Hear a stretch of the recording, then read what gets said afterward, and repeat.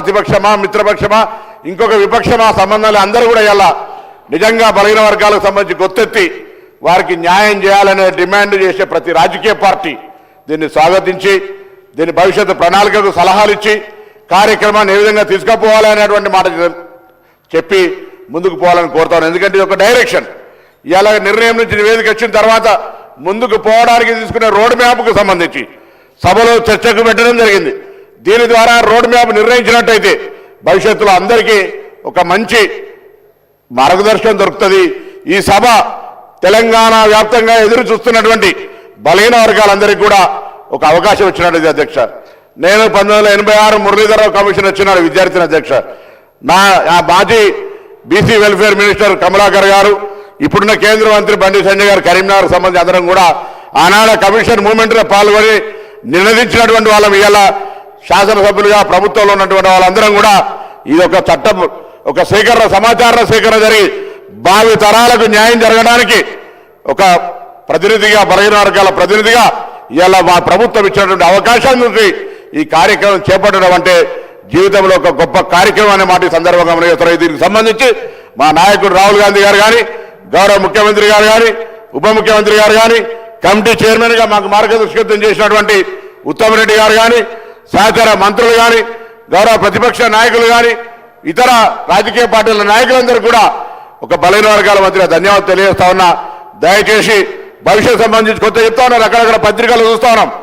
వాస్తవంగా 1931 ముందు తర్వాత ఎక్కడ కూడా బీసీలకు సంబంధించిన లెక్క లేదు అధ్యక్ష.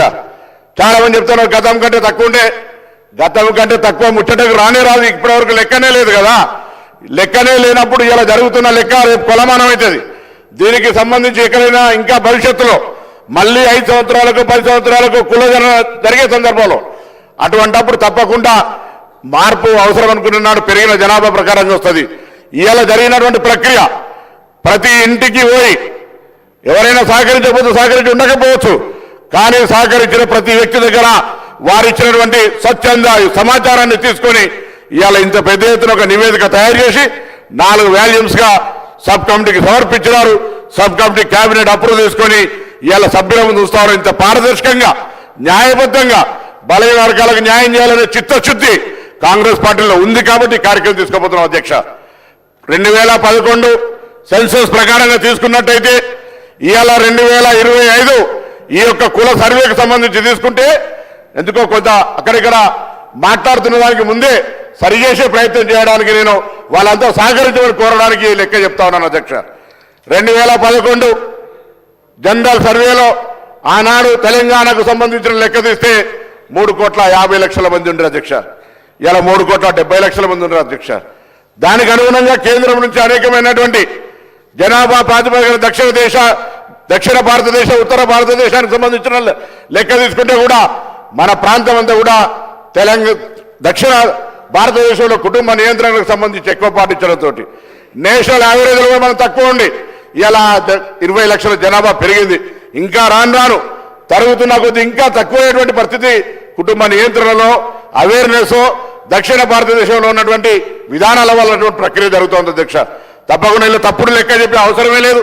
ఇంత చిత్తశుద్ధిగా దాదాపు 160 కోట్ల రూపాయలు ఖర్చు పెట్టి 1,00,000 మంది ఉద్యోగులను ఉపయోగించుకొని మొత్తం ప్రభుత్వం 100% ఒక సచ్చీలతతోటి మంచి మనసుతోటి కాంగ్రెస్ పార్టీ విధానాన్ని తీసుకొని పోయింది అధ్యక్ష.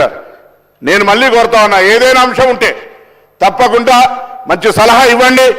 డెఫినెట్లీ దాన్ని సానుకూలంగా తీసుకుపోయేటువంటి బాధ్యత తప్పకుండా బలహీన వర్గాలకు నిజంగా న్యాయం జరగాలని అనుకుంటే, బలహీన వర్గాల వారికి ప్రభుత్వం భవిష్యత్తు కార్యక్రమం మంచి కార్యాచరణ తీసుకొని పోవాలనుకుంటే అన్ని రకాల సలహాలను స్వీకరించడానికి సిద్ధంగా ఉన్నాం. దయచేసి అందరినీ కూడా గౌరవ సభ్యులందరినీ హృదయపూర్వకంగా కోరుతా ఉన్నా. దీన్ని కూడా రాజకీయం చేసి నేను పొద్దున కూడా మాట్లాడుతుంటే దయచేసి ఇది ఒక సున్నితమైన అంశం. చాలా కాలంగా ఆవేదనతోటి ఎంతో మంది మేధావులు, ఎంతో మంది ఉద్యమకారులు, విద్యార్థి నాయకులు ఈ అంశం గురించి ఉద్యమిస్తే ఇవాళ రాహుల్ గాంధీ గారి ఆలోచనకు అనుగుణంగా ఈ ముఖ్యమంత్రి రేవంత్ రెడ్డి గారు మిగతా అందరూ కూడా కలిసి ఎవరెంతో వారికంతా అనేది తెలవాల్సిందే. దాని కొరకు ఎటువంటి భేషజం లేదు అనే ఆలోచనతోటి ఇవాళ ఈ కార్యక్రమం తీసుకోబడ్డది అధ్యక్ష.